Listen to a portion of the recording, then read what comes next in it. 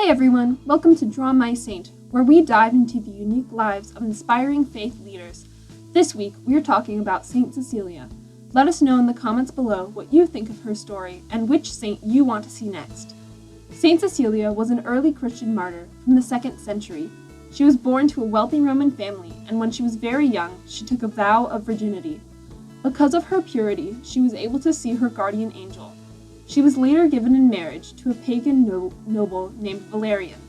During her wedding ceremony, it is said that she heard music in her heart, and on the night of their wedding, she told her husband about the guardian angel that protected her virginity. Valerian asked to see her protector, but Cecilia told him he must have clean eyes and a clean heart if he wanted to see the guardian angel.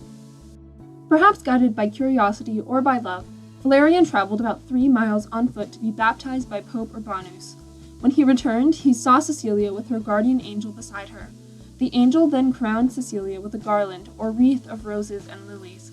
According to the angel, the wreath was a sign of her future martyrdom, which would inspire many Christians to believe in the generations to come.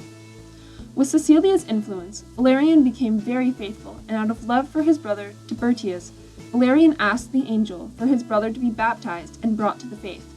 Tiburtius himself had become very curious about the faith after hearing of Cecilia's angel, so Valerian's wish was granted, and Tiburtius was later baptized by Pope Urbanus. Like many Christians at the time, Valerian and Tiburtius hid from the persecution by Roman officials in the catacombs or tombs under Rome. The brothers used their time in the tombs to honor the Christian martyrs who were killed by the Roman prefect Tertius Almachius by burying their bodies, which was illegal at the time. Meanwhile, Cecilia spent her time preaching, and it is said that over the years of her life, she was able to convert over 400 people in Rome, most of which were baptized by Pope Urbanus. Eventually, Valerian and Tiburtius were captured and killed by Tertius Almachius after refusing to offer sacrifices to pagan gods.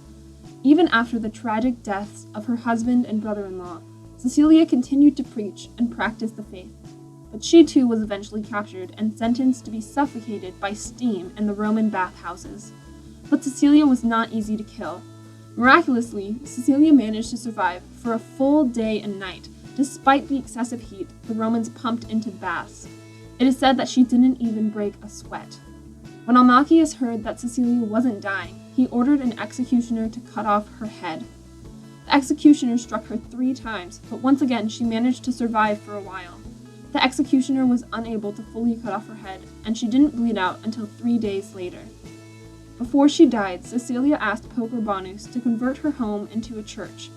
After her death, Cecilia was buried by the Pope and his deacons, and her house was made into a church and dedicated to her memory. Saint Cecilia is the patron saint of musicians, makers of stringed instruments, poets, and singers. She is also the patron saint of the blind because the name Cecilia means blind. In images and paintings, she is often represented playing an organ or with organ pipes in her hand. Saint Cecilia is also especially remarkable due to the discovery of her incorrupt body in 1599. This means that she was the first saint to be fully found preserved with no signs of decay centuries after her death. She was found lying in the position she died in, with her head half attached and her hands held in a position of prayer. 16th century writers also testify that her coffin smelled mysteriously of roses.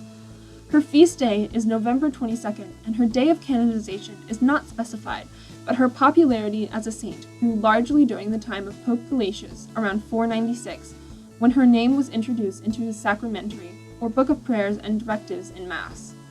St. Cecilia's faith and dedication in the face of persecution is something that we can all look up to, and we hope you found her story as inspiring as we do. Share her story with someone who needs inspiration. Saint Cecilia, pray for us.